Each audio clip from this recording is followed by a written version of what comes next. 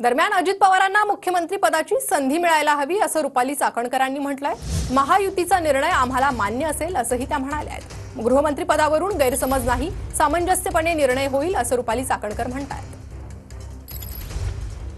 आदरणीय दादांना देखील यामध्ये निश्चितपणाने संधी मुख्यमंत्री पदाची मिळाली पाहिजे।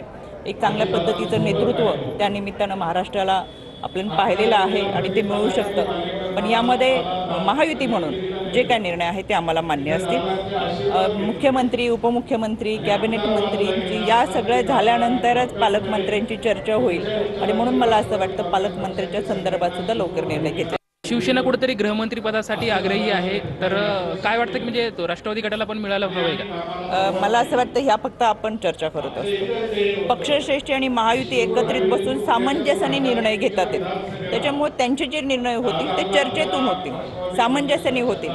कोणी हे मागते, कोणी ते मागते, कोणाची नाराजी आहे, हे आपल्यामधली चर्चा आणि त्याच्यामध्ये विरोधकांकडून केले गेलेले फेक नेरेटिव्ह असतात आणि सातत्याने त्यांनी ते विरोधकांनी काम केलंय।